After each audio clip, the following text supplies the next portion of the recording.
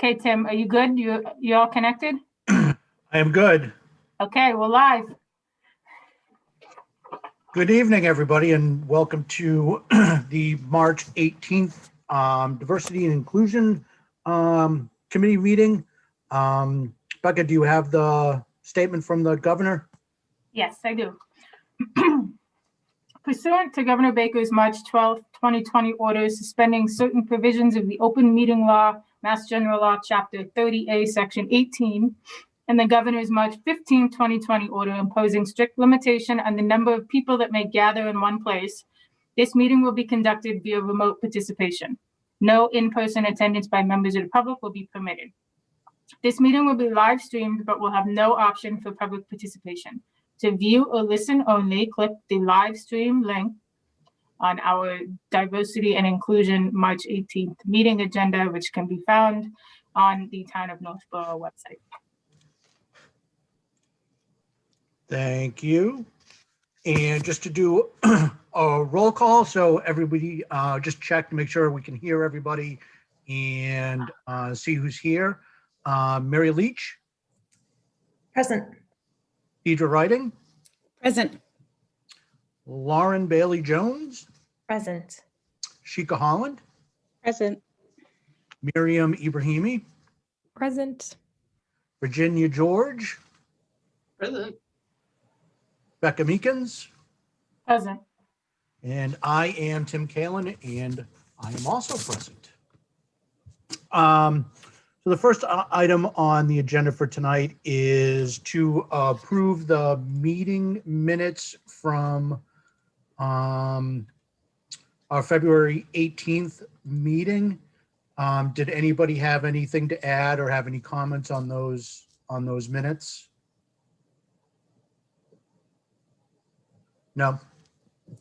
Can I get a motion to approve the minutes? So moved.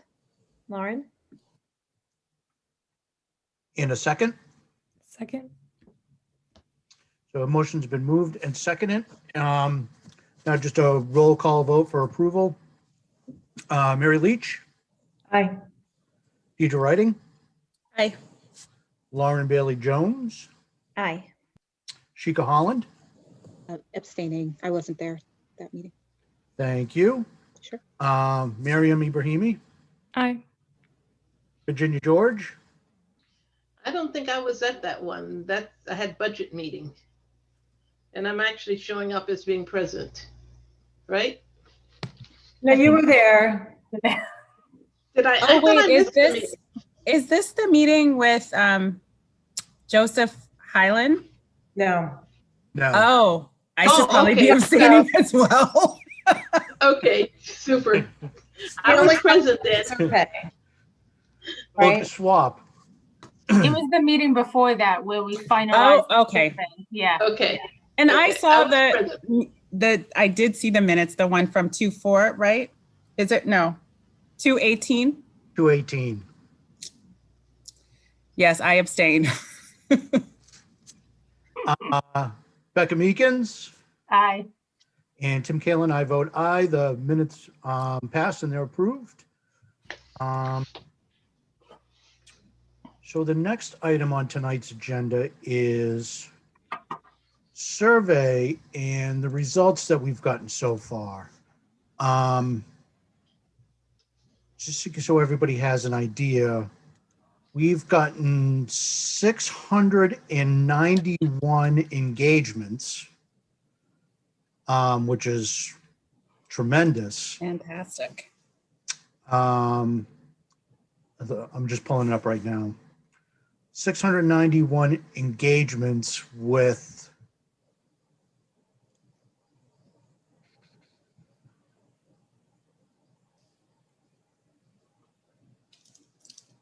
what's that?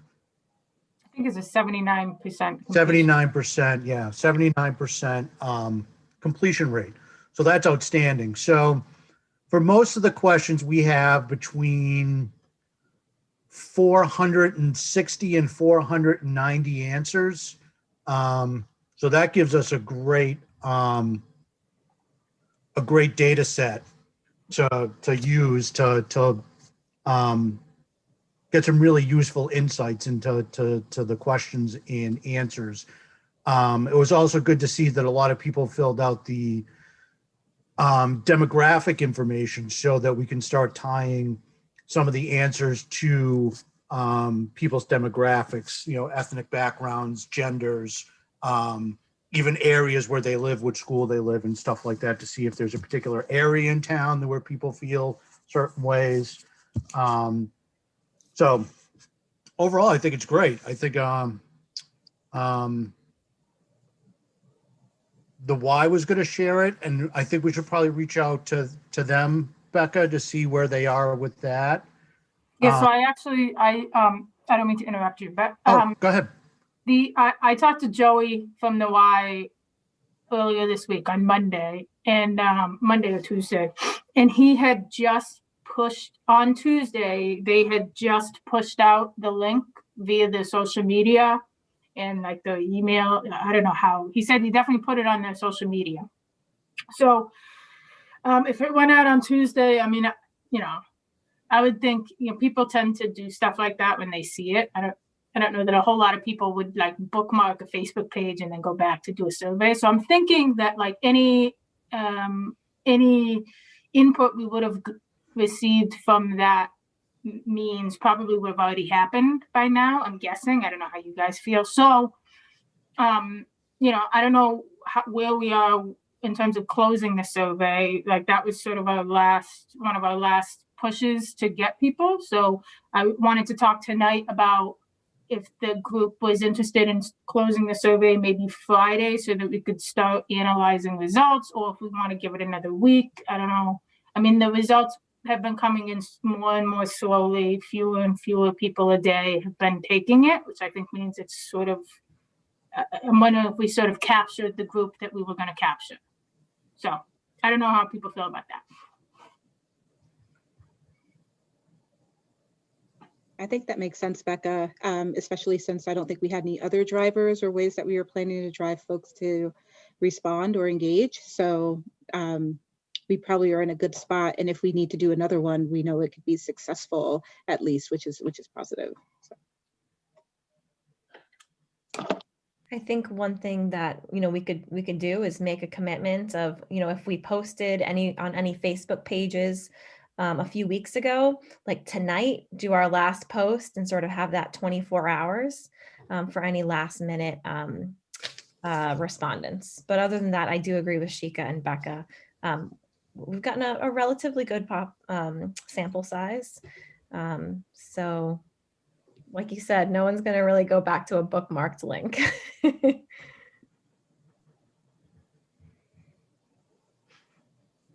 Okay, so what I will do then is I don't control the town Facebook page, so I will have to reach out to Andy Dowd tomorrow morning, first thing, and I'll just ask him to put something up that says, hey, today's the last opportunity for you to get your reply into the survey. Survey closes, today, end of business or whatever. And then tomorrow evening, either me or Tim can go in and close it. And then Tim, if you, the analysis of the results, that's kind of like your baby. So I don't know how you want to, if you want to look at it, and then if you need our help with stuff, we can talk about that at the next meeting. Yeah, the only thing with like I agree closing it, if everybody agrees to close it on Friday, that makes all the sense in the world. I'm actually going to be busy with my kids all weekend, so I won't have a chance to look at it. So if that's the case, do you want to keep it open through the weekend just because there's no reason to close it? Because even if we get one or two more responses in over the weekend, then early next week, I'll have a chance to at least download the data set and start taking a look through it next week. I just won't have time to look at it this weekend. Yeah, I'm fine with Monday, the 22nd too. I mean, it doesn't, leaving it open for 2 more days is not going to harm us in any way, I don't think. So No. I think that's fine.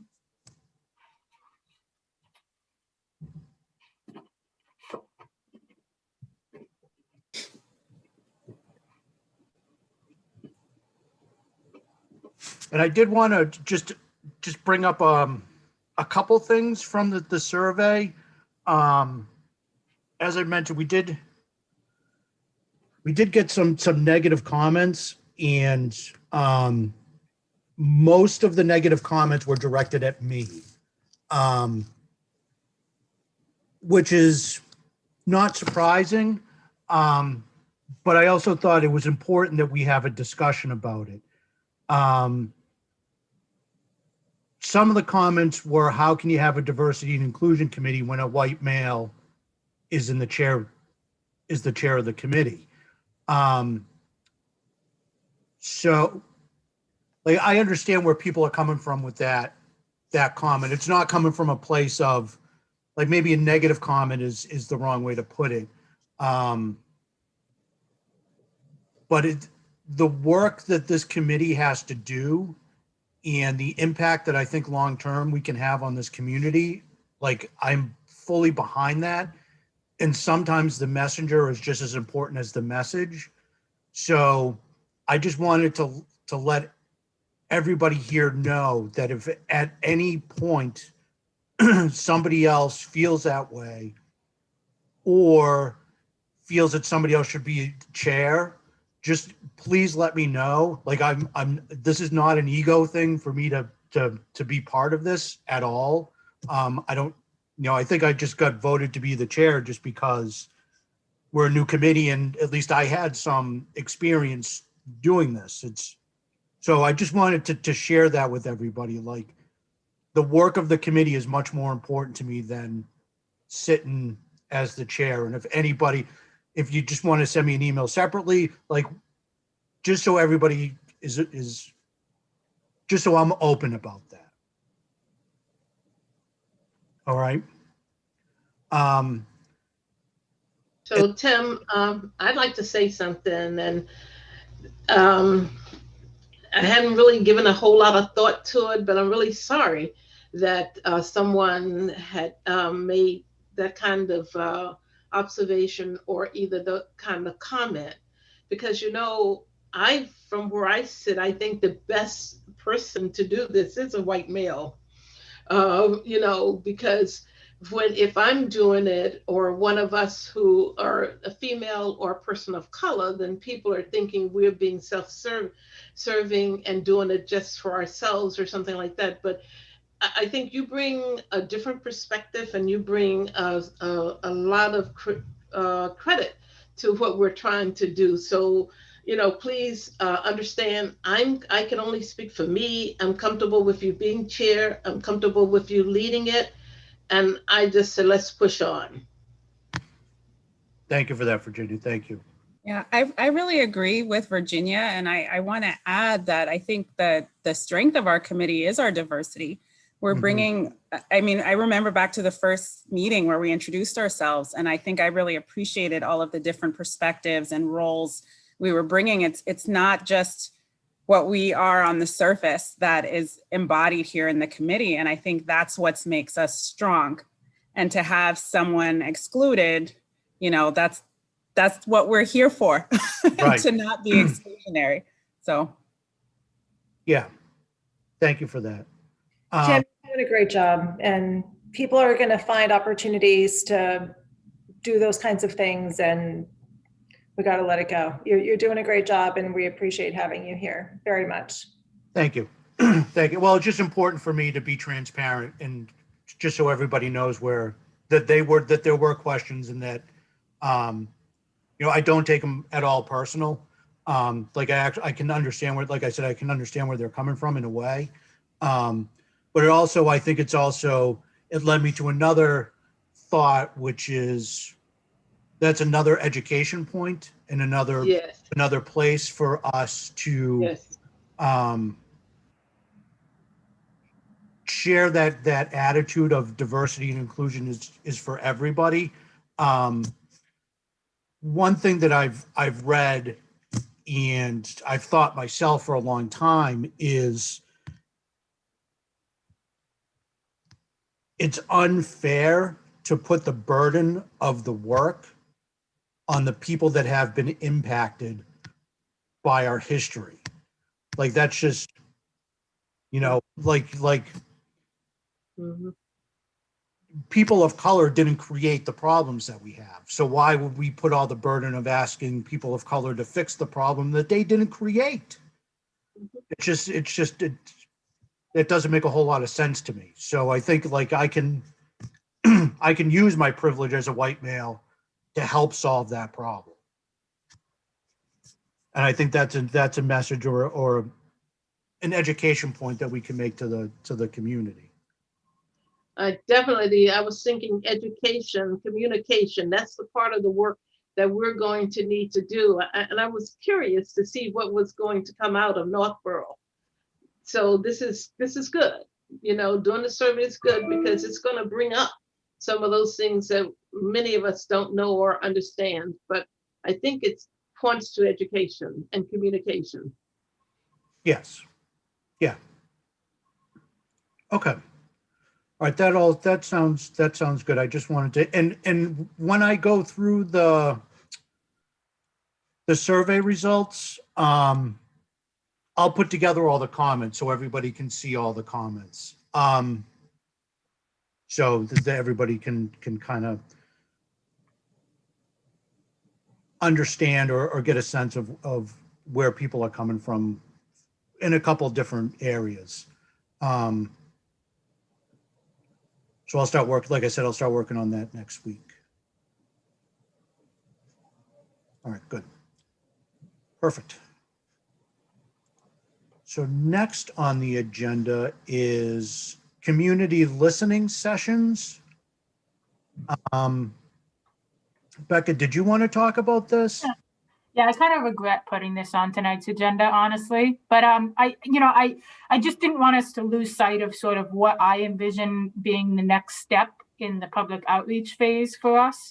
I do sort of think that, after the survey, and it will sort of depend on what the results bear out, but I do think we should talk, and maybe we don't have to talk in detail about this tonight because I think we need the information from the survey to be able to talk about it in detail. But I do want to just keep it on the radar that we should offer some sort of opportunity for the public to engage with us on this diversity matter, and inclusion, everything that we're doing. And I don't, I guess I was sort of thinking like, I'm not really sure what it looks like. Like, I don't know if it's just a like public hearing style where you post it and anybody and everybody who wants to come in and talk about anything and everything can come in and talk about it. I don't love that model only because it lacks structure and things can get heated very easily. And I just, I don't know. I guess I'm curious what you guys think in terms of sort of how you imagine it playing out. Do we invite like a pool of people in, like specific people, or I don't know. How do you? I'm curious about what your all's input is about how it looks.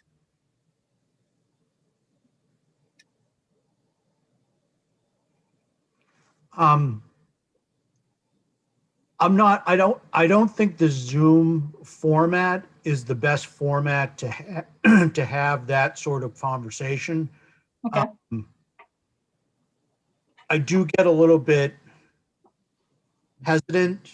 We've seen it with the Board of Selectmen meetings that I think people get a little bit more brazen when they don't have to put their video up and it's just a phone call in, and now they're just talking into their phone and they don't have to look at another person in the face. So I think it just opens up the door to your point, Becca, things can get heated. And if you don't have to look at another person, like the potential for it to get more heated quicker, I think is there. And I also think it's another conversation, like I talked about before, where ultimately like diversity and inclusion to me is about people. It's about people, it's about empathy, it's about listening, it's about understanding. It's just about learning about each other. And I don't like, it's just tough for me to it's more effective, I think, if we did it in person.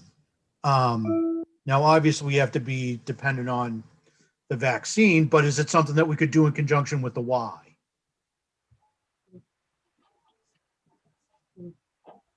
So I'm curious, so I'm, being cognizant of open meeting law as well as, our limitations with the pandemic.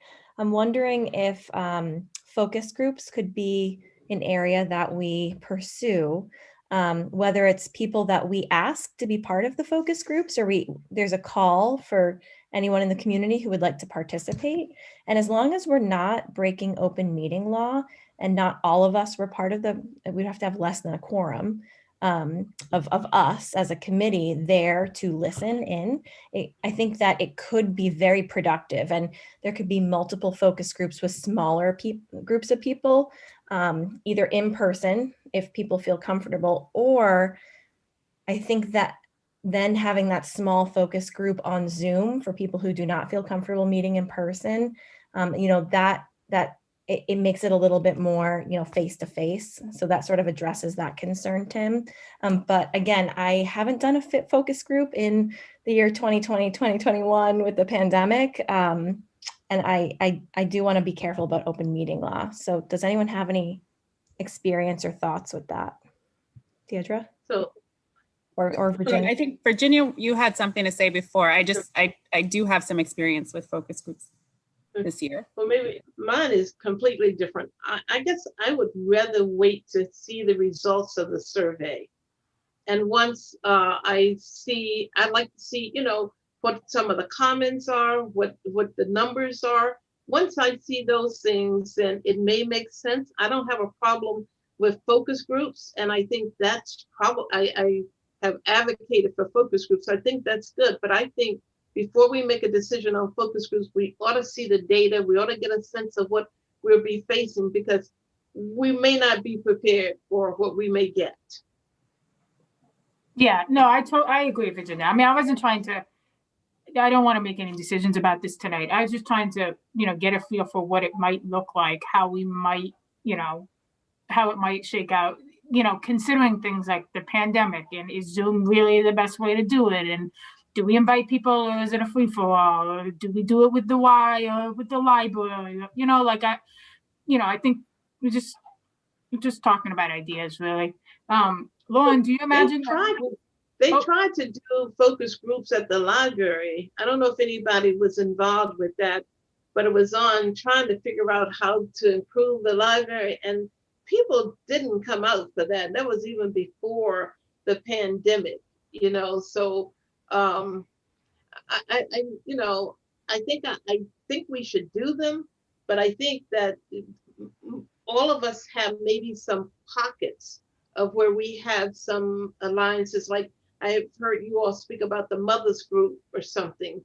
So there's some connectivity, and I think that may be the avenue that we use to start doing when we get ready to do focus groups, to use some of those small segments of the population. And the young people group that want to learn about government and everything, that could also be a focus group, just sort of target some groups that we go and that we deal with. Lauren, did you imagine that members of the committee might facilitate those groups? And is that sort of how you imagined it would shake out? Okay. Yes. Yes. I've only been part of a couple, and it was early on in my school committee career. And I believe it was for a principal search. And I don't even know if it was really technically a focus group. So Deirdre, you said that you have experience. So can you tell us your thoughts? So right at the beginning of the pandemic, let me know, I want to give all the background. Just long story short, I had to set up three focus groups to answer a question. I wrote a script, so everybody got the same spiel each time, the same questions. I did have follow-up questions depending on how the conversation went, but the power of doing them on Zoom was, obviously it was at the beginning of the pandemic, so I didn't really have a choice, but I think the power still exists. We can record it very easily. I know you could do that in person, but sometimes it doesn't work as seamlessly as it does with everybody, static on the screen. And the other thing that worked really well, I think, is that people don't have to go anywhere. So it's really powerful just being able to pop in, 1 minute before, let me join, and then I'm at home when I leave, I think the attendance would be much greater in that regard. When you have done focus groups, Deirdre, are they volunteer-based? Do you reach out to certain populations? How does that work?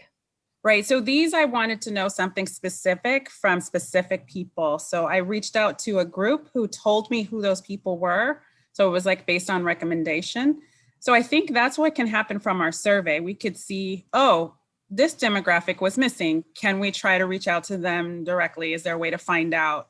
Or we really want to know about more detail about these responses from these people. Maybe we can invite a group that represents that group, something like that. I like Virginia's idea of using our networks and being a little bit broader, but I think that the survey will really dictate what our follow-up questions are going to be. Deirdre, do you know if it's customary to have, like, would it be, I guess, okay for us to run focus groups, or are you typically supposed to have someone from the outside run them? Like a non-biased sort. Not that we're biased because we're trying to collect, we're only trying to collect information, but we are on a committee. Right. I mean, we can have a conversation about our potential biases to, once you call them out and put in place things so that they're not impacting the questions. I mean, it's always nice to have an outside person, but in a way we're outsiders. Like we were charged with this because, you know, I mean, we're inside because we're part of the town, but we're looking at this as researchers in a way, which we have to just put on that researcher mindset of like stepping back and being unbiased.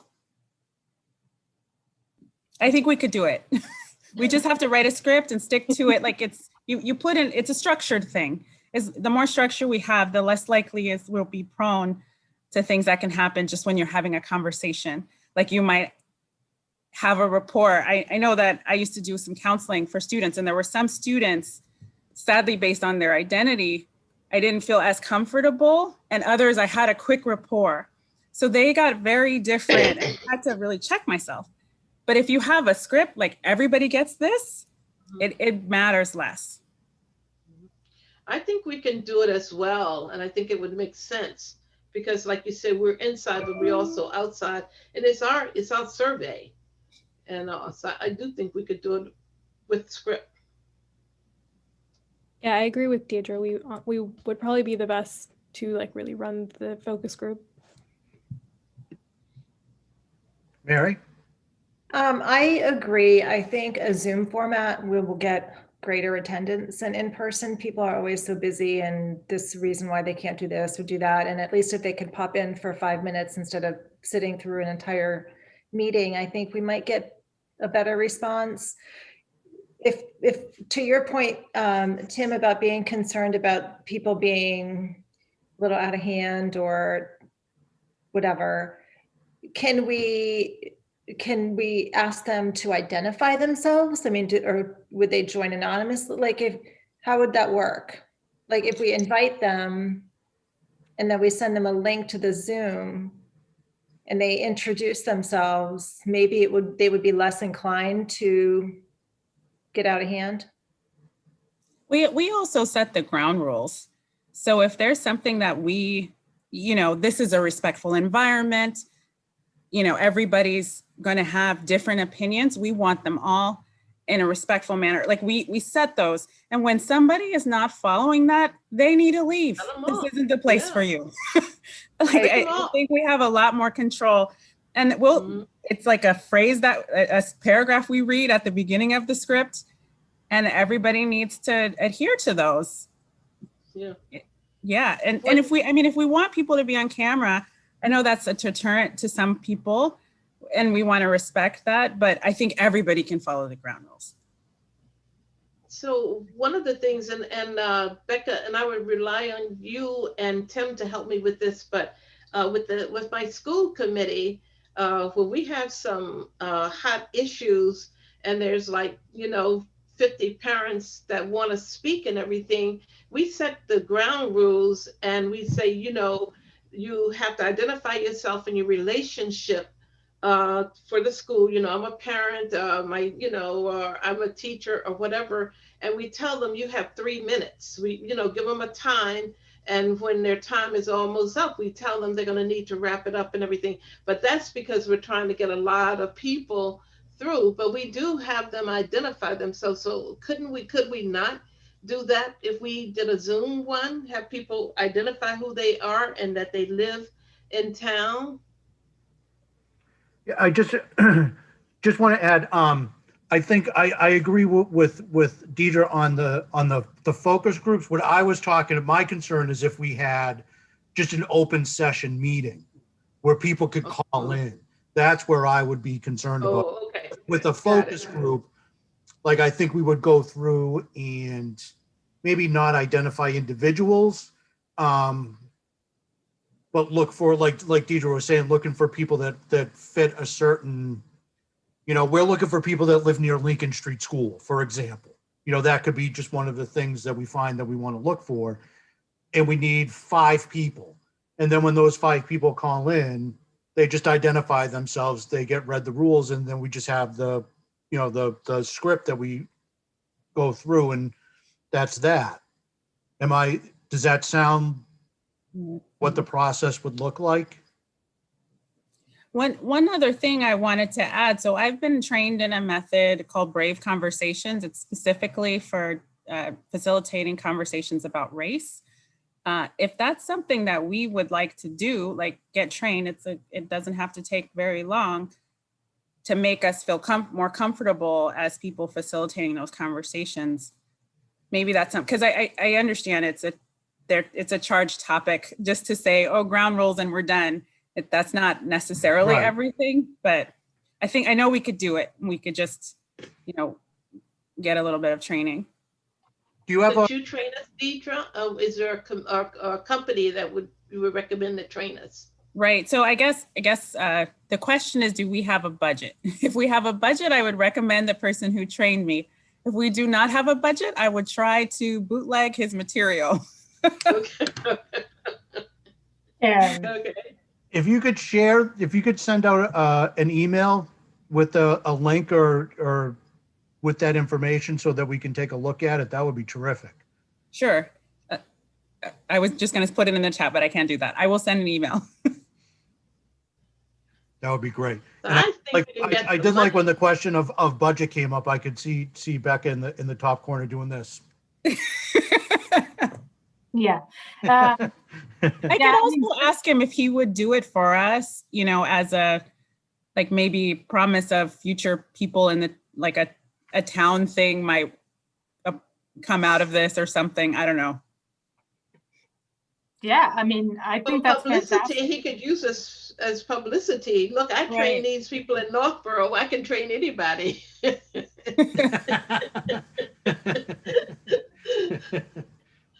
Huh. I But mean, you know what? I like his contact because maybe what we could do is we could connect with him through, knowing him. And if he uses us, I may be able to use him with MASC, or the Asset School Committee or something. So maybe, with the lure of potential business, he might do it for us. It's worth asking, but I think it's Okay. it definitely has the potential to put people at ease talking about these difficult conversations. Okay. I mean, I would definitely like to have some. I've talked about it a lot, but I've never facilitated a conversation with other people.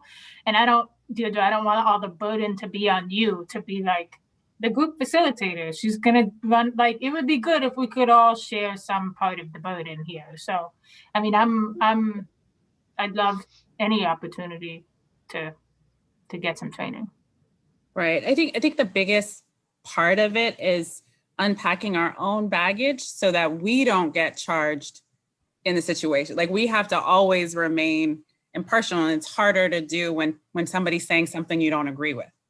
But how do you disagree inside and then give them the space outside. and that's a skill. So yeah, I agree. So does anybody know whether or not the cultural grants have been awarded, or I saw have we that they asked have. yet? Or is it? They have. Maybe not cultural grant. There's some community grants on the Northborough page that were awarded. Yeah, they Okay. either are about to do the award or they just did it. Ooh. One or the other. I got invited to a meeting to see the presentation for the award, but I'm not sure if it's happened yet. But it's coming up. Okay. I'm thinking of trying where we can get some money for this if we needed to. Okay. I mean, I'd say ask him first if he'd do it pro bono. And then if he says no, and it's, Deirdre, I don't want you to have to train all of us, but like, what's the number? And maybe we can talk about if there's a possibility. I mean, so I don't think it's out of the question. I think it just should maybe be our B position instead of our A position. Yeah. And Deidre, if you share that information, I'll reach out to you separate, and then you and I can just have a side conversation, because I have some ideas. Once I get to learn a little bit more about the training, there may be some other things that I have in my network that may be of value. Oh, good.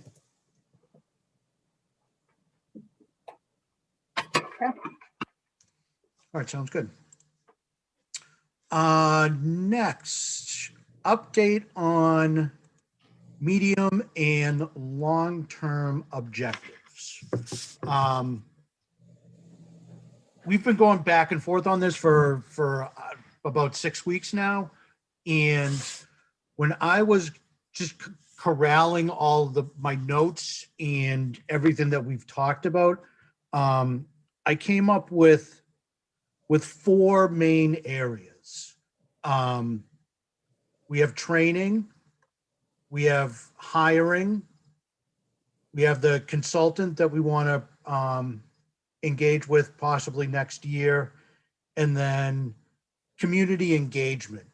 And community engagement is kind of like we talked about, having the flags at town hall changed, depending on what's going on with the calendar. Events around town, speakers, working with the community affairs to get events put on.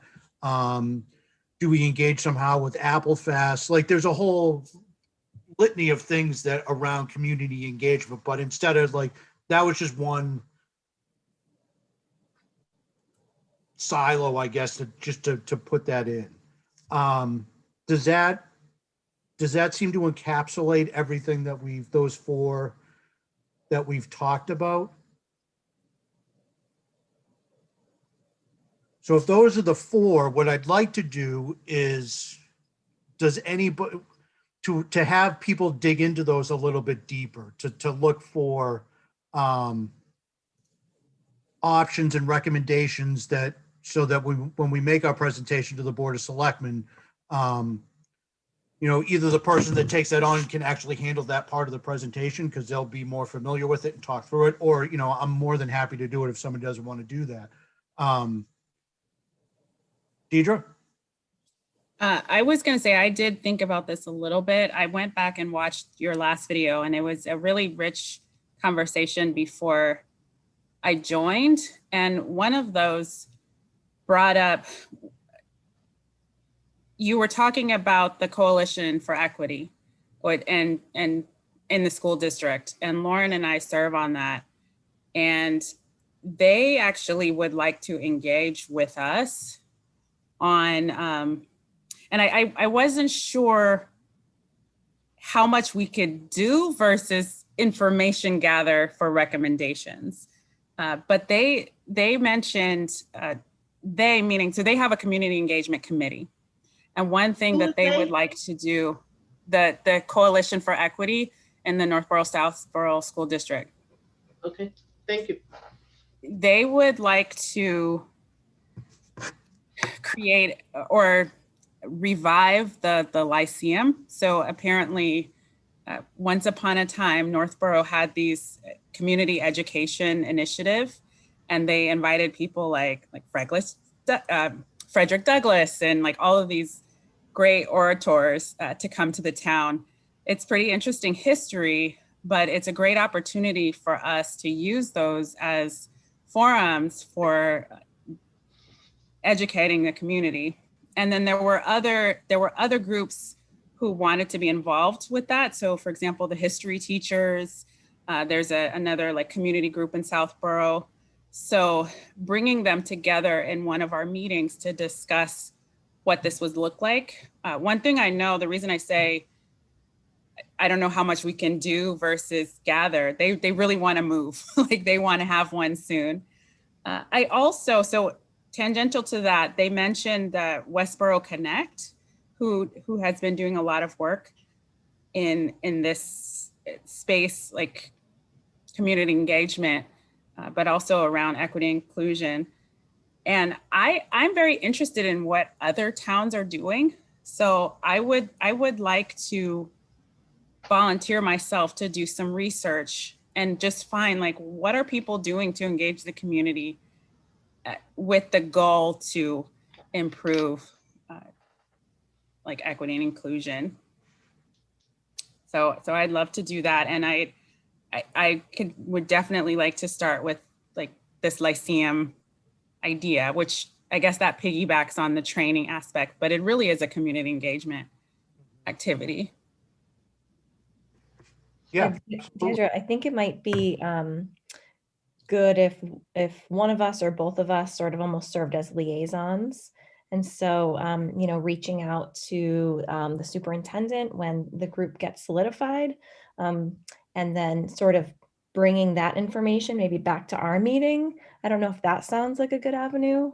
Right. I think there's been, I noticed the questions were like, we don't know what's going on with that committee. What are they doing? Have they done anything?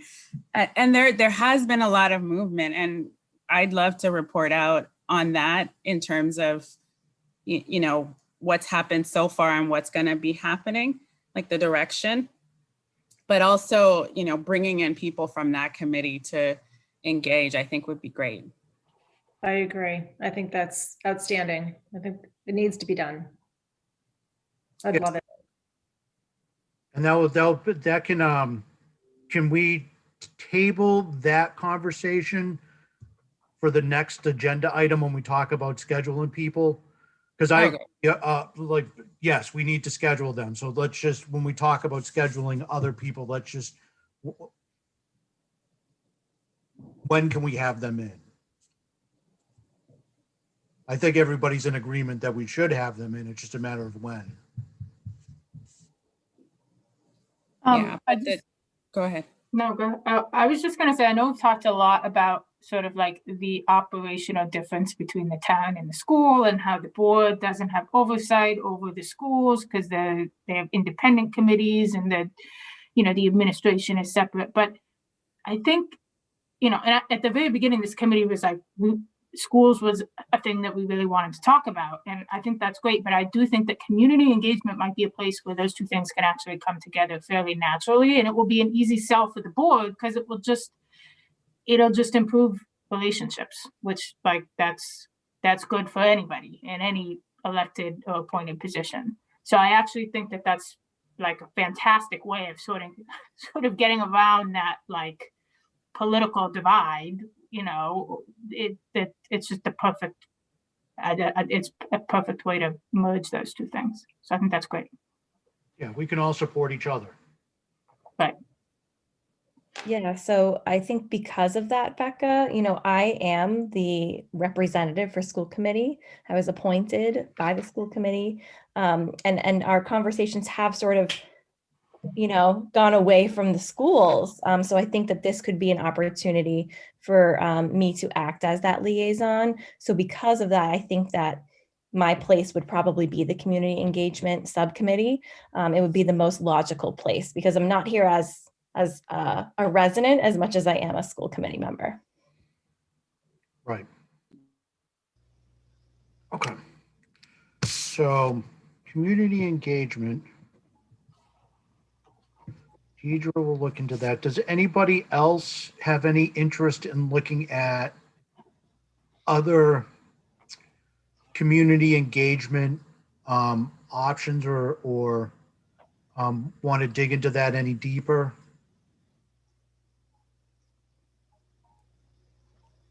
Sure, I'm like definitely interested in community engagement, specifically like with youth members of our town.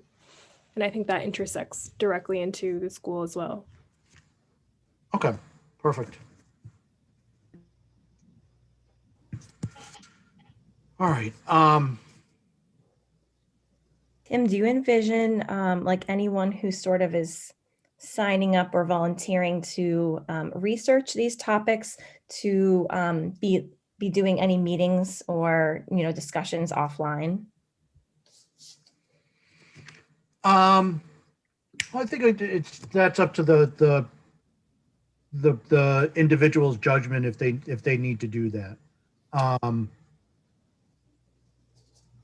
If it's to gather information, like Becca, there's not an issue with that, is there? No, I mean, we're not going to create, this is not us creating formal subcommittees by any stretch of the Right. mean, just for the record. We are just, we're each just pinpointing areas of interest. So being that we are not creating subcommittees, if less than a quorum of people were to talk about those things, that would be okay. Okay. And then I think for the consultant, Becca, I'm going to pick on you for that Yeah, that's fine. because that's going to involve a budget, obviously, for hiring somebody, and that's not going to be until next year or maybe 2 years. So I've reached out to all of the communities who I shared their DEI plans with, reached out to all of them to get an idea, to ask if they would share their scope of work or RFP that they put out, and to ask what their budget was. So we can start to get an idea of how much is it going to cost, and based on what we want out of it. Because it can be as little as $45,000 all the way up to $300,000, depending on what you want to do. So I've already started that process, so I'm happy to continue working on that. okay. All right, that'd be great. Because if we can, like, as you know, if we can make a couple recommendations to the board for, option A, option B, option C, something like that, and that way they can make a decision. Yeah, we'll give them the bronze plan all the way up to the gold plan, and they can. Yeah, when we want them to pick the silver plan. So just make the gold and the bronze to influence their decision enough so we get what we actually want. Yeah. That's what it's all about. It's all about the silver plan. And then hiring, I actually, when I think about hiring, I really think back to the conversation that we had with Chief Liver. And it's not only hiring, everybody understands the hurdles that the community faces in hiring, but it's also having the conversation with department heads about some of their policies. Like the one that I keep coming back to from Chief Liver was their policy on tattoos, and simply reevaluating that policy, does that open the door for people that just wouldn't apply?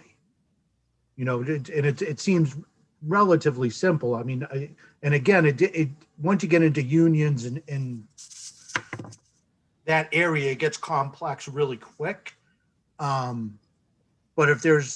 when I think about hiring, that's what I think about too.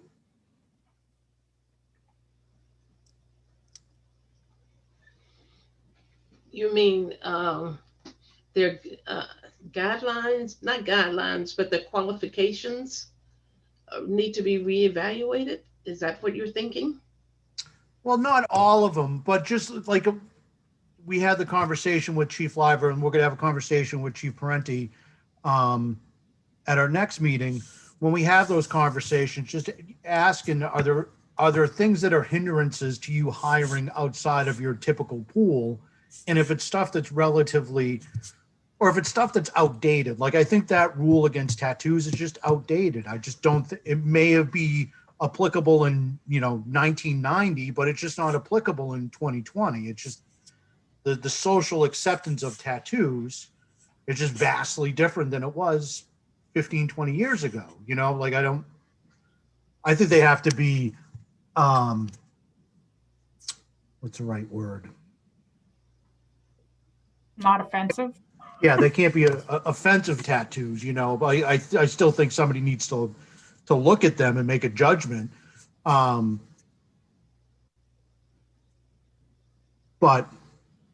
to have just a full sweeping, no tattoos, it seems a little bit outdated. Does that make sense, Virginia?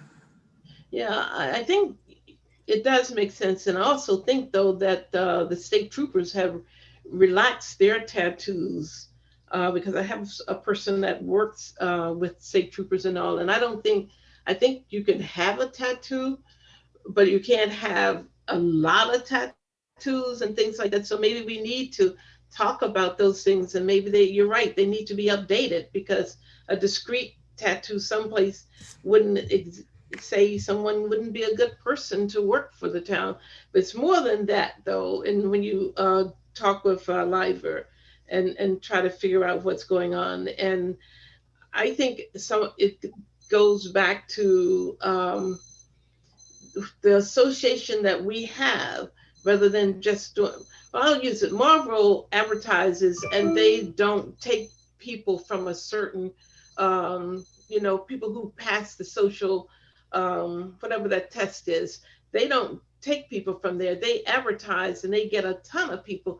We take people who pass that exam and everything. So maybe we need to look at like you say, our practices, and could you do the same? Open it up and not have it restricted to 10 miles or something like that. So yeah, I think it's more than just the hiring. It's looking at the guidelines, the qualifications, and the willingness to go outside of our area, because you're not going to get a lot with Northborough for a police officer that lives here. They just don't, kind of thing. But I would be willing to work with the hiring. I'm torn between hiring and training, but I think I'm pretty much involved with the hiring. So There's no rule that says you can't do two. I got you, Becker. Well, I'll talk to you later. I do, and I think you may have heard. I encourage Fred. Fred has been working with Chief Liver as well, so on hiring, and did work with them on the last evaluations and everything. So I think he's going to be an easy one to make progress. His heart is in the right place, really. Yeah. And I'm very, very 100% confident that we'll hear the same thing from Chief Parenti when we speak with him too. So again, it'd be great if we can find some hurdles that they need to overcome now, that maybe we can help remove or lower. Yeah. I have a quick question. What's involved in changing a policy like the tattoo part of the policy? Is that it's obvious it is unique to Northborough? What would be involved in doing that, making that happen? Anybody know? And Becca, you probably know better than anybody. What my guess is that we would just make the recommendation to the Board of Selectmen, and then they would further recommend it to the department. Yeah, I mean, those are internal police department policies. So the police chief has control over those policies. So I think that, with the right approach, maybe from, coming from the board, or maybe it's really just a formal recommendation from this committee. I don't know. to the chief and the town administrator, and these are the things we put together, and we think these are policy change considerations that you should really think about implementing. Yeah. There's no, it's not a bylaw, so it doesn't require a town meeting or anything like that. It's just an internal departmental operations policy. I think I would definitely proceed with that recommendation. I mean, I have a visible tattoo on my arm, but it's religious. And if I wanted to be a police officer, it would be a shame not to be able to be considered because of that, Yeah, I think we're all on the same page. That's the low hanging fruit that we've been talking about going after. And I think the radius, the mileage thing is another easy. I mean, we'd have to decide what the right radius is, and that's determined by a number of factors. But that's another easy, relatively low hanging fruit. Would whoever is interested in the hiring, would recruitment also be part of that? So not Yes. just the hiring process, but how do we get diverse qualified individuals to come and apply to Northborough? So I think that's one thing that's come up quite a bit as well. Yeah, it's all a part of the process. I think it's more of like the bigger umbrella is representation, right? Because it's the recruitment, but it's also the retention of those individuals. If you come here and you don't feel like you want to stay, that's a problem. Yeah, I mean, one good. I think one thing that reflects very well on our police department is that when the majority of officers do leave, they go on to state police jobs or work in bigger communities. It's not because of disappointment in their jobs. I think it's like a career. You start here and then you get to go work for the state police, which is the goal of some of the people that get into the work. So, but I do agree with you. It's not only the effort to get people in, it's the diversity and inclusion. It's great if you can get diversity, but diversity is just numbers. If you don't have inclusion, then your diversity isn't all that impressive.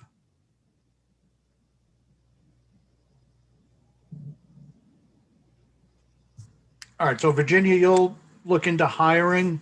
I can help you with that. Okay. Sounds like a deal.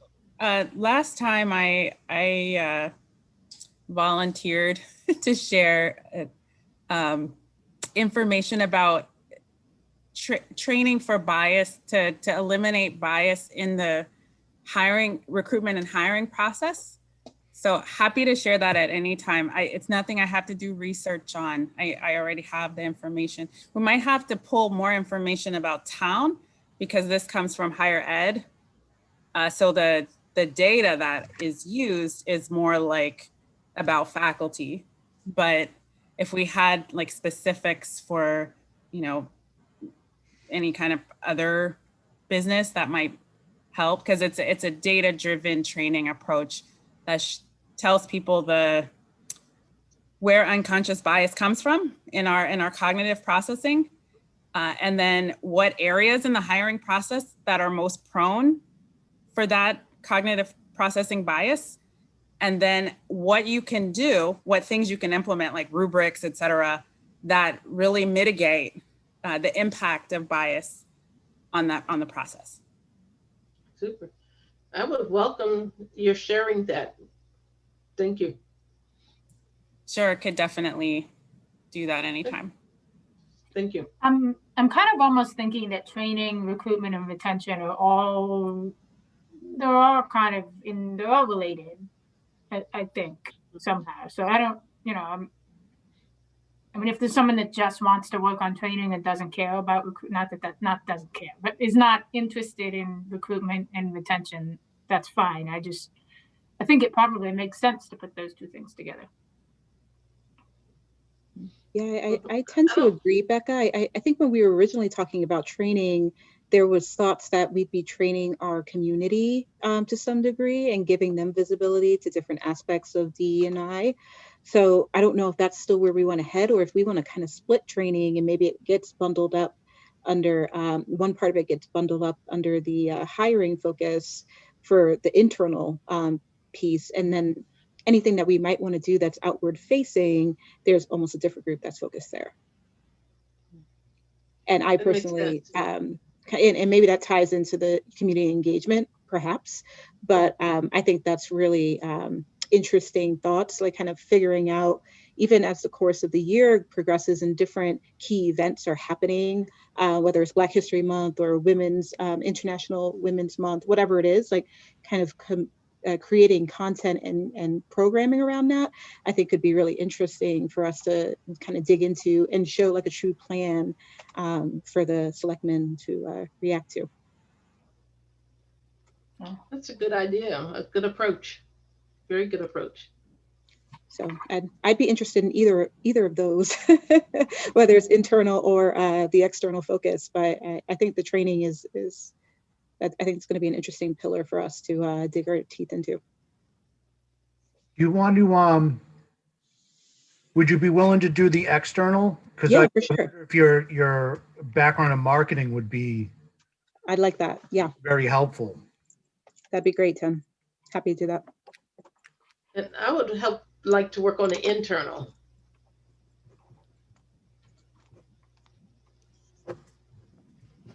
So when I was thinking through this with the training, I did think there would be an internal piece and an external piece, much like you're talking about, Chica. But I separated out hiring just because I think when I think about hiring, like one of the recommendations I could see us making is a budget for recruitment, for headhunters, for I don't even know what that looks like, but like I could see a budget for that. And that's really not like a training issue. It's really a recruitment and hiring. Now there is going to be, I think, part of hiring, like Deidre was talking about, there's going to be some training to hiring so that people can better understand maybe some of their biases as they go through the hiring process, so they can see some of their blind spots maybe as they go through the process, and that there's a training element to hiring and recruitment that we'll need to take on. But when I think of internal training, that's like town hall, the staff in town hall taking bias training. That's town hall taking inclusive leadership training. They're separate. They're connected, certainly. There certainly is an overlap, but they're independent of each other. At least that's how I was thinking through it.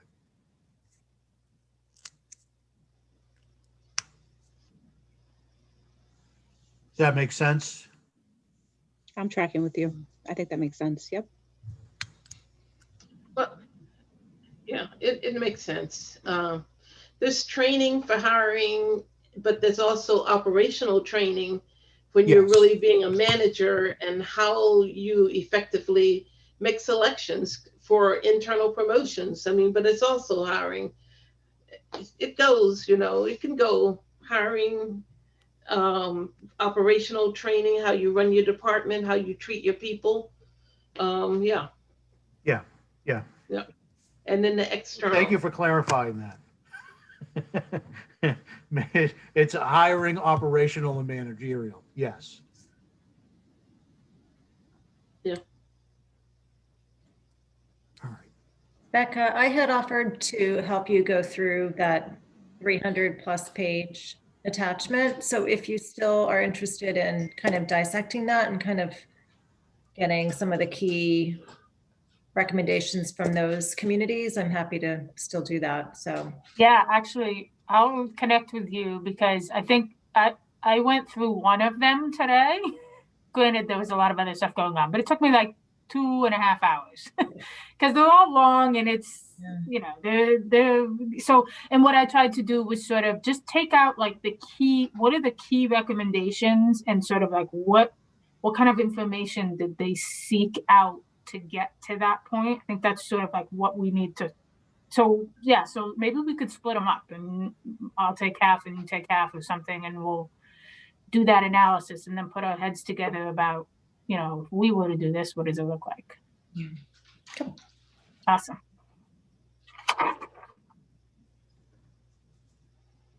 Can someone just remind me when will we be making these recommendations to the Board of Selectmen? Go ahead, Becca. I can see your. No, I was gonna. Go ahead. I think it's gonna be January 2022. That's when I think it's gonna be. Do you think it's gonna be something different then? No, we had we were given 12 months, or the committee was established for 12 months. I don't think that means, like, if we were to get all of our work done in 8 months, like, I don't think there's anything prohibiting us from going before the Board of Selectmen earlier. But we do have a deadline on the back end of 12 months. Did we meet in December? Maybe we did meet in December. If we met in December, so it would be December. Oh, okay. Yeah. But I am very confident that now that we have a plan and who's going to be looking into things laid out, that the pieces will fall together pretty quickly, and that we can start working on the plan, because it's, besides the plan, there's really no action for us to take. We're kind of limited in that regards. But I do agree, like, getting the wheels turning on, because I think the first recommendation that we're going to make is that this committee needs to be a permanent part of the community. I think that's going to be the first recommendation that we make to the board. I agree with that. I think that this diversity inclusion committee should be a permanent part of the community. So with that in mind, we should get things going with the schools. We should get the reach out with the why. We should get ourselves familiar with the other boards and committees in town. Like, I think, like, as we're working on the proposal for the Board of Selectmen, we're also thinking beyond that and what we're going to do after that.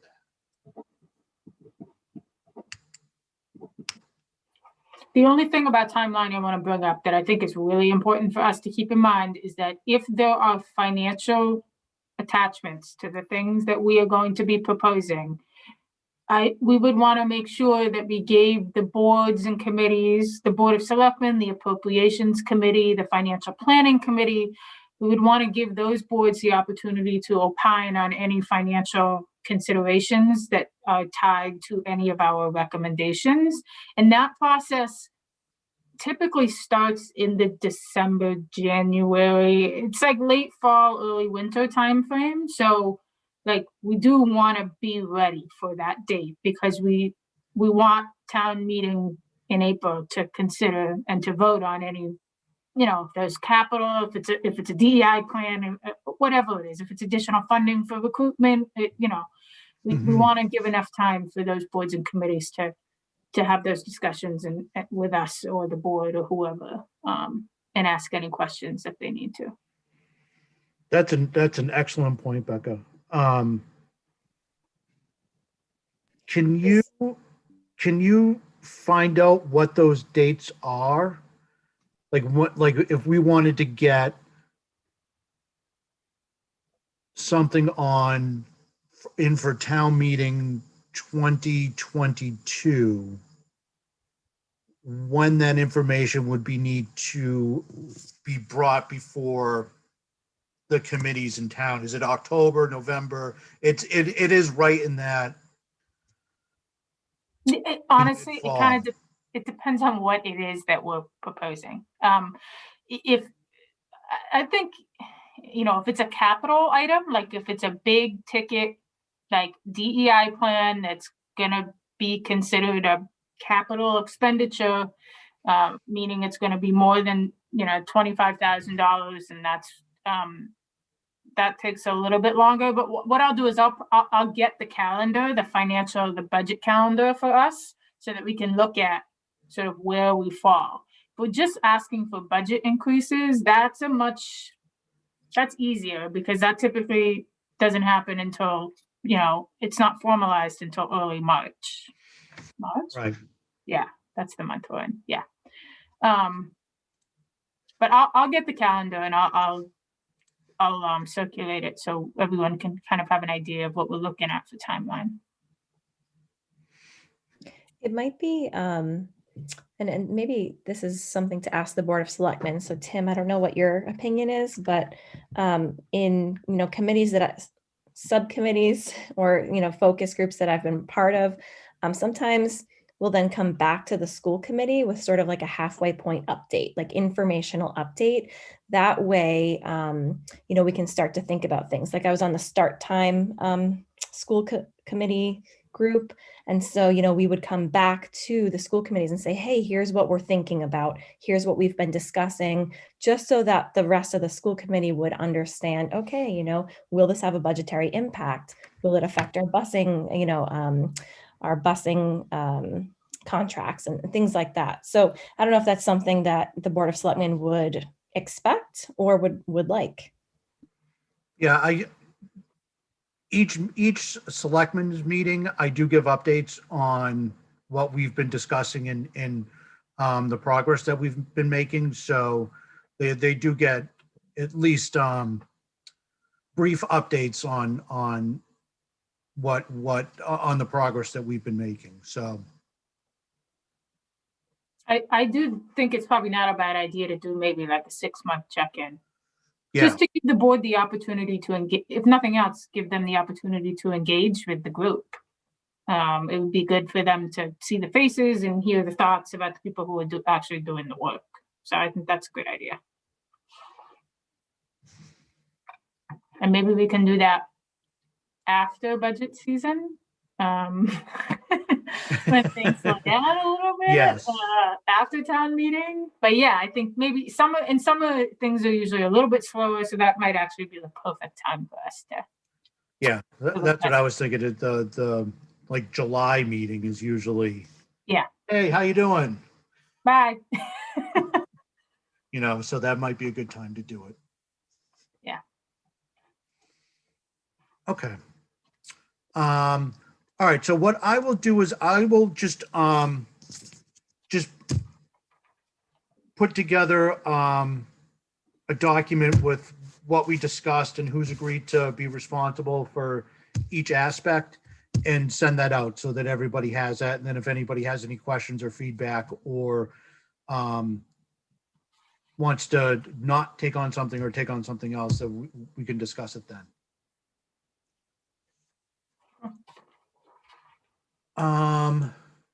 Next on the agenda, questions for fire chief for next meeting.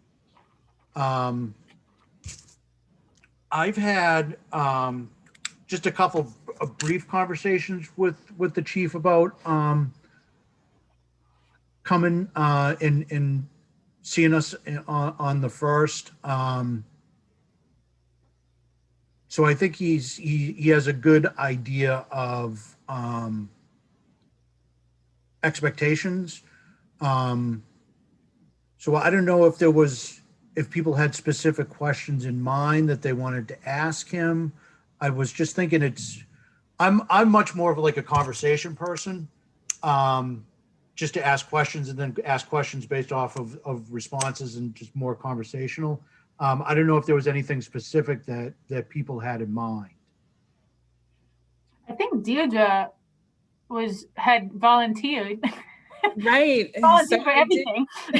I did go through both of our 2 meetings, the one with Chief Liver and the one with Joseph Highland, and those 2 were so different. So I hear you on the conversational aspect, but a few themes did emerge. So, and it's based on the committee's interest in general. So I think as long as those questions are asked, The rest of the questions are like follow-up questions, but it was basically about the questions about hiring for Chief Liver, the questions about training, and the questions about community engagement.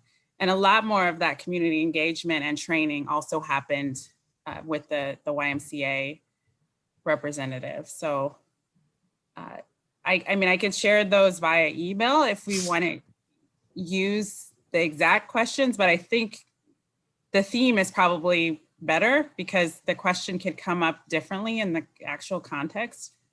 But either way, do people think, are there other areas that we want to ask questions in?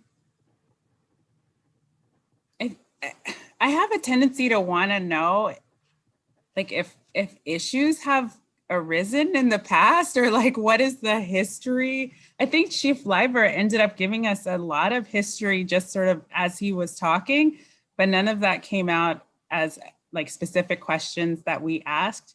So I don't know what people think about asking questions like that, but. Well, one of the things that I did ask Chief Parenti to talk about when he comes is the importance of the new fire station. And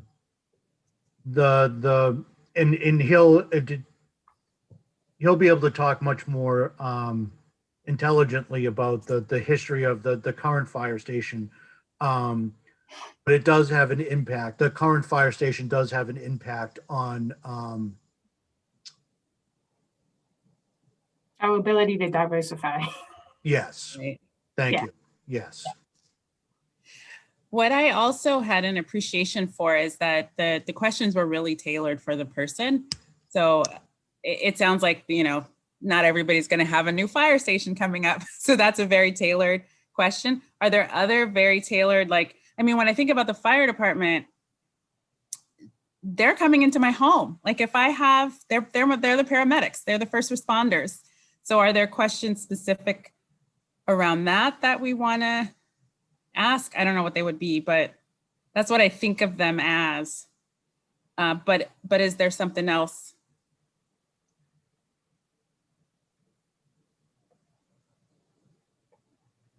No, that's a good. I've never thought of that angle before, but that's very interesting. That they're coming into your homes. Like,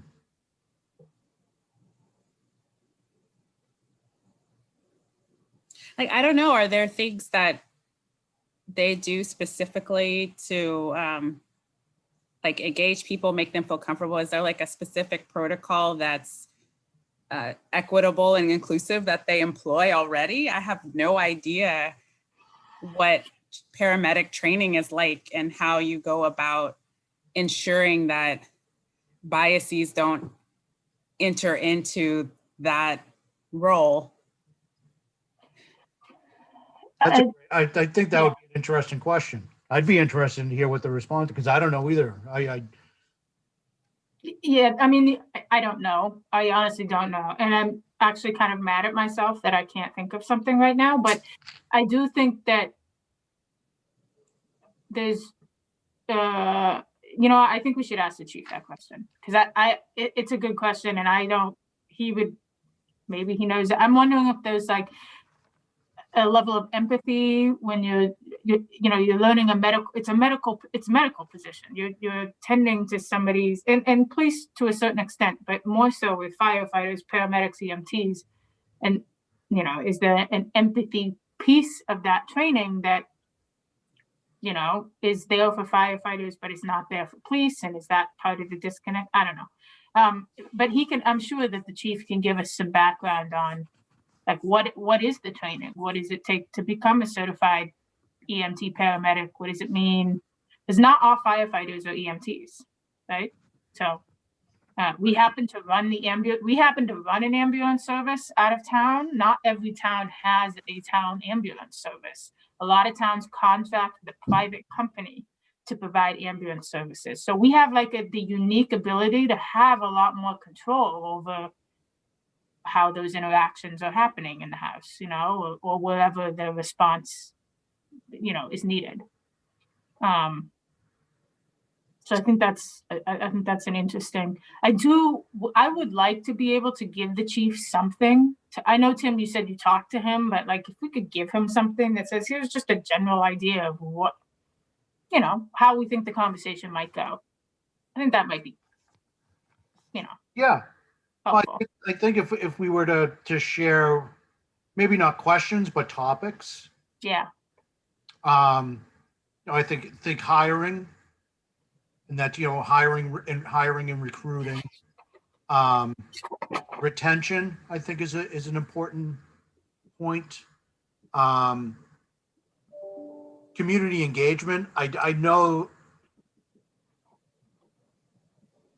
just from my own experience, how wonderful a job they do with community engagement. They really do go out of their way to. I can think of at least a dozen examples of those guys just going out of their way to positively engage with the community. So, but community engagement, and then the topics about training. I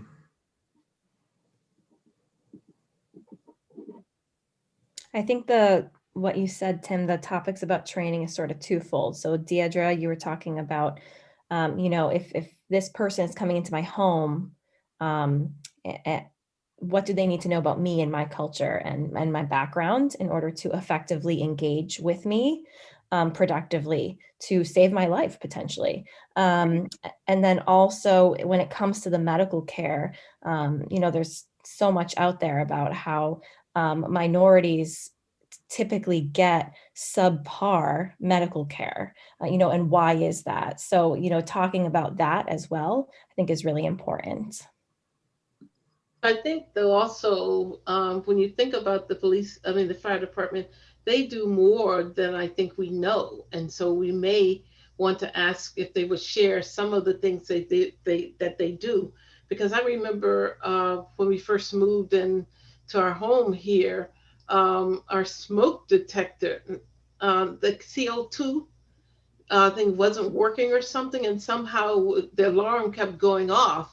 And they were very nice. They came out one night and went through the house, assured that we were safe and everything. So I mean, they do things that people may not know. And I think 2 weeks ago they did a parade around our neighborhood for a birthday or something, And because we were in here and Fred, my husband, said, "Oh, I think I see red lights." I said, "Well, we saw it speed by, so something's happening."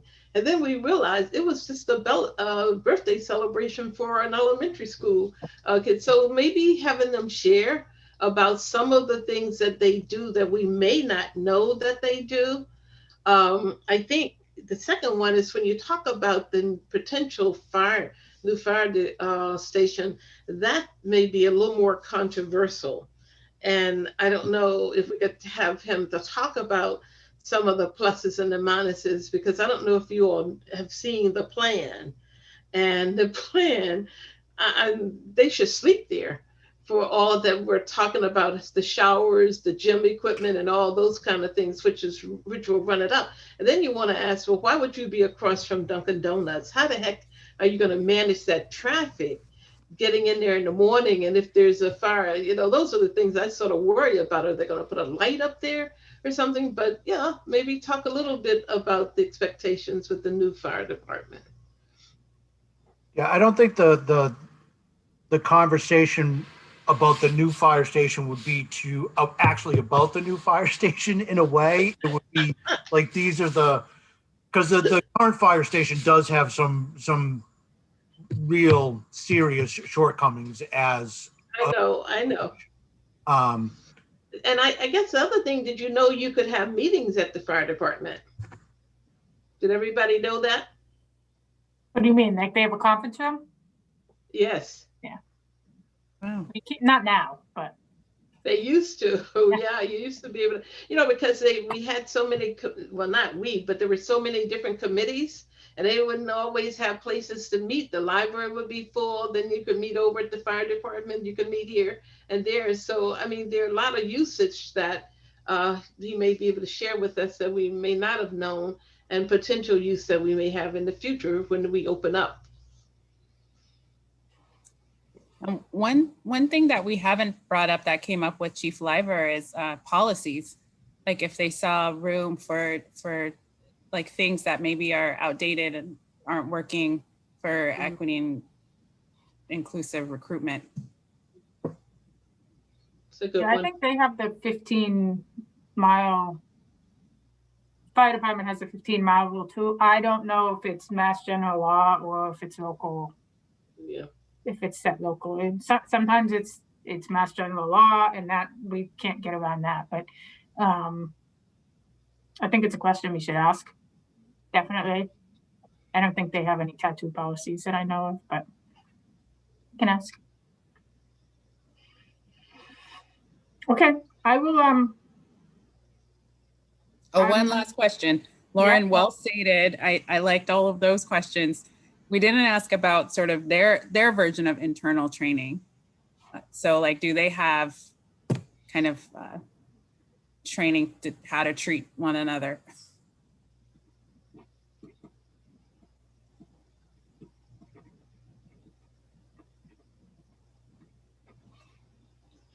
okay. Anything else we think we want to ask? I mean, we can, if things come up that night, obviously we can ask. This is just to sort of give him a general idea of what to, what to expect. So I think we've got a good list here. So I like it. Becca, will you share that with him? yes, I will. Thank you. All right, next on the agenda, future guest. I went through all the boards and committees in town on the website and just picked out 5 committees that I think we should have in as guests. And then obviously the discussions we were having about the schools and setting those up. And then I don't know if anybody else had any other ideas about other guests. The boards and committees I thought of were community affairs, excuse me, the cultural council, somebody from the library trustees or from the library, Parks and Recreation Commission, and the planning board. The planning board is the other elected board in town, so I think it's important that we have somebody from the planning board to get their input. They also have a lot of input with the master plan, so I think it would be important to have a conversation with somebody from the planning board. Becca, when somebody was talking earlier and they were talking about the history, I think the Historical Society Historical Commission's a really good one to have come in and talk to us, because they can talk about, a lot that would help us to understand the history of Northborough and some of the things that we used to do that we don't do anymore. I'm not sure if that was you, Deidre, or Lauren, that you were talking about something. We were talking about the Lyceum. Yes, I think they would be good and could tackle that issue.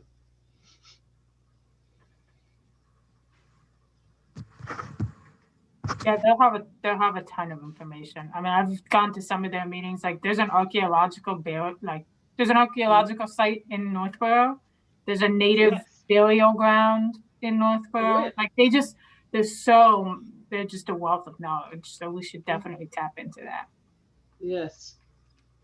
And I don't know if you said senior center, council on aging. Senior center. I'd love to have Liz, the senior center director, and just to talk about. And Adrian. It would have Adrian as well. Adrian, yeah, Adrian would be great. Yeah. Okay. As part of the schools, were we thinking of speaking with the superintendent or no? I didn't know if that could be a potential option to get that more holistic view across the board. Right. I was thinking about him as well. And it seems like Rhoda Webb is kind of heading up the coalition. So maybe them together, or at a different time, somebody from the they have a subcommittee on community engagement. So those committee members, maybe. I think that would be a great idea.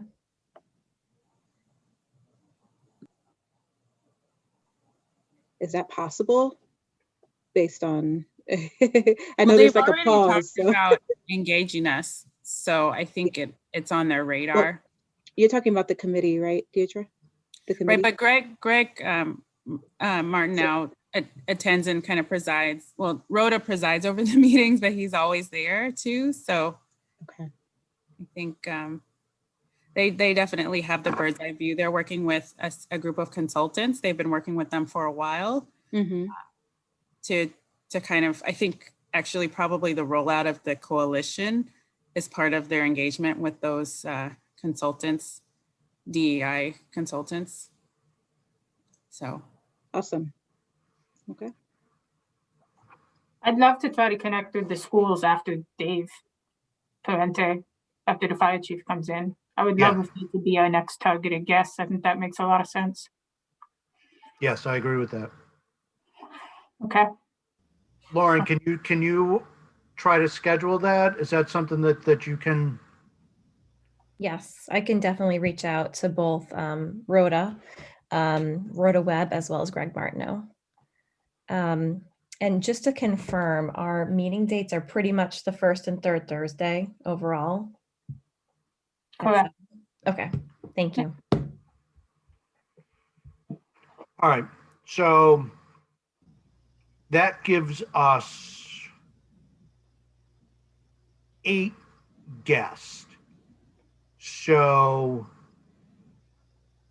if we do the school committee, not the school committee, but the committee from the school and Greg, do we want to double up guests? Do we want to, what I would like to avoid doing is having a guest and then a meeting like we're having now afterwards, because the time can get a little constrained. But I think if we did a meeting, we could have 2 guests, because if each guest is 15 to 30 minutes, we could have 2 and be done in an hour.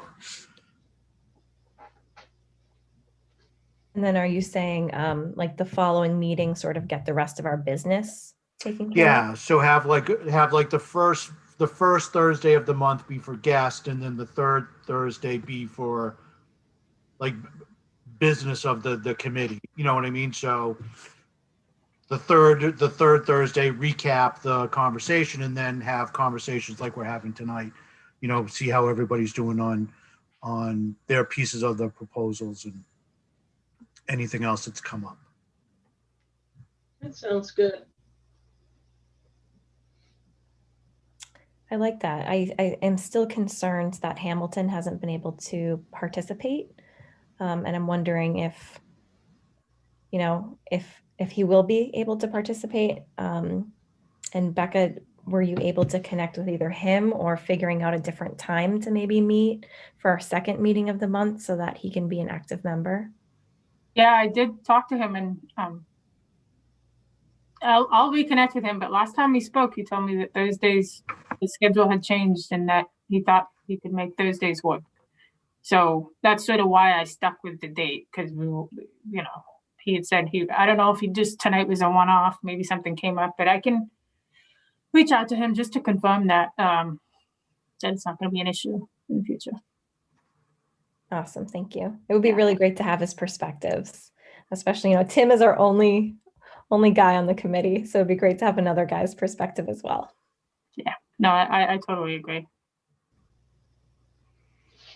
All right, so we'll line up. Lauren will work to line up the schools for. I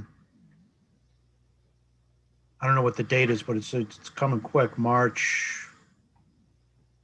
So it would be the first meeting in May. In May. That, yeah, May. so the 6th. Yeah. Okay. 6th. And again, we might have to be a little flexible. He probably goes to, I don't know, I mean, 15 meetings a week. It's Yeah. my guess. Yeah, But if I maybe give him a couple of dates to work with in May, hopefully one of them would work. yeah. Okay. And then Becca, what I'm gonna do is I'm gonna just reach out to you offline about setting up the times for the other boards and committees. Yeah, I think there are gonna be some people that it makes sense to bring in together just because of Yes. the nature of what they do. So we should, yeah, we can talk about that offline. Yeah, and then we could just set that up. Okay. It's and everything else. Okay. All right, that sounds good. So that's that. Any new business? I did have one thing to think about. Is there something that we want to do to show support for the Asian community in town with everything that's going on in the country right now around the Asian community and the violence and the deplorable actions that are being taken against them? I didn't know.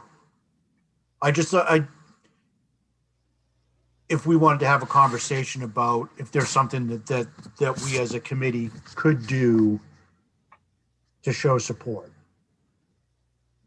So this is when I think the Lions Club signage in the center of town would be a perfect place to express thoughts and sympathies and prayer or whatever the event might, need for support. Yeah, that's a good idea. I like that. Saying something like like we support the Asian American Pacific Islander community, or just shorten it to we support the AAPI community on that sign would be impactful. I think it might be good for the committee to put something out, like like from us, a statement or I mean, whatever, however we want to do it, but something that's from, just because, I mean, I read a lot of the comments on the survey already. I know I shouldn't have, but a lot of them were like, what are you doing? Like diversity and inclusion committee? Like, I didn't know. And like, I see no leadership. So I think it's not that it's a PR opportunity for us, but like, just so people know that we're here and we're listening and we're paying attention to what's going on, I think Yeah. there's value in that. I agree. Would it be a good idea? Go ahead. I was just going to suggest maybe we use our good friend Liz to put an article in the in our paper just to say, we're aware or something about our support for the community. Just a brief article, or that we are doing, as a diversity and inclusion committee, we are looking at want to express our something, I don't know, Tim, you're good at this, and just to write a brief article, no longer than maybe a paragraph, showing support or understanding, because I heard on the news today that one of the speakers on the Today Show said that the mere fact that we're addressing it and being aware of it was helpful to the community and lend support to what they're going through. So I would just say maybe just do a couple of, a paragraph or so and put it in the paper as a statement from us. That's a good idea. Okay. Do we want to use this opportunity to, I guess, be a lens for education at all in terms of, compiling resources that people can use, whether it's, influential Asian American and Pacific Islanders who are on social media, articles to read, or do you think that the statement would have power being a statement itself? So like, are we looking to show solidarity and support? Are we looking to educate? I guess that's my question. I really like that idea, Lauren. I think we can definitely include a statement, but I think it would show that we actually do care about this. If we include an educational aspect of this, even like you said, people who are on social media or some articles, I think that would be great. I do have some that I was given today that I could definitely share with the committee. Yeah, that would be great. All right. That sounds good. So we can reach out to the Rotary about the sign downtown. Reach out to the Patch about getting an article of some sorts in, and we should include some educational materials along with the statement of support and solidarity with the Asian community. So who will be reaching out to these folks? That was my next question, Mary. You beat me to it. Does anybody? I've met. God, they always slip my mind. The couple that runs the Rotary.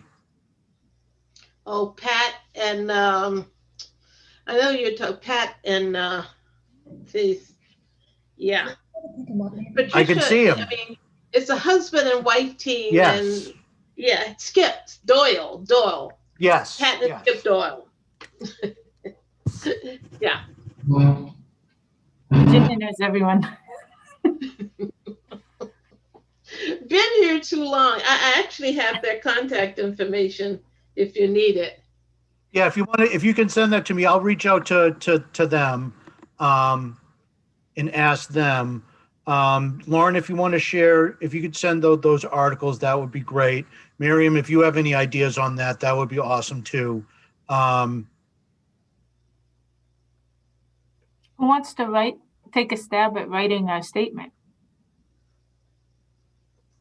I'm more than happy to do that.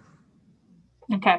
The only thing is, timing is not an issue, but in 2 weeks, it could be something else. Doesn't make this any less important, but the speed at which things change in this world is unbelievable. So I really don't want to wait until the next meeting for all of us to get together and approve something and then send it. I'm just worried that the moment will have passed. I don't want to miss the moment.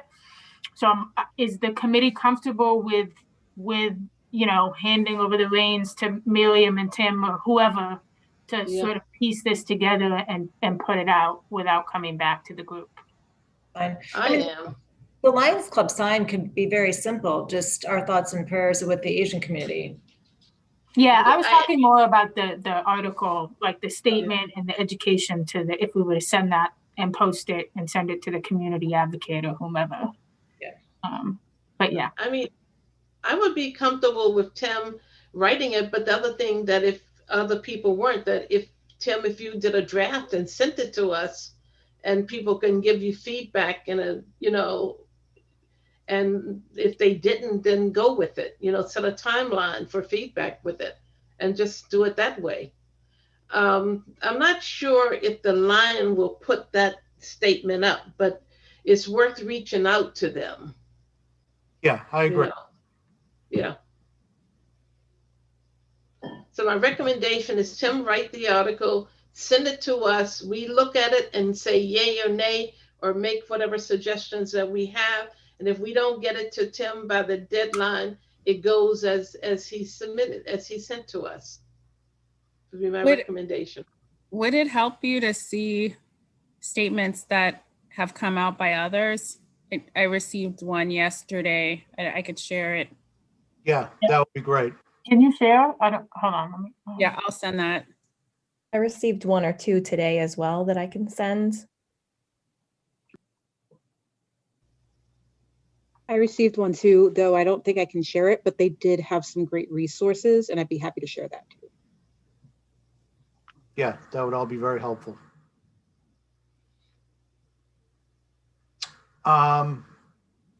Virginia, do you know Liz Nolan? Sure. Okay. She was my publicity person when I chaired the 250th anniversary year. So she did all my articles. And Skip did my pictures for the town. He's a photographer. Would you mind just shooting Liz an email or something asking her if we can send her over an article for the next edition Sure. and when she would need it? Sure. I'll touch bases with her tomorrow and I'll email you back. Okay. All right. Sounds good. I was going to say, Tim, if you want to make a document or something and share it with me, I'm happy to help you with it in the next day or two. Yeah. Perfect. Yeah, that sounds good. All right.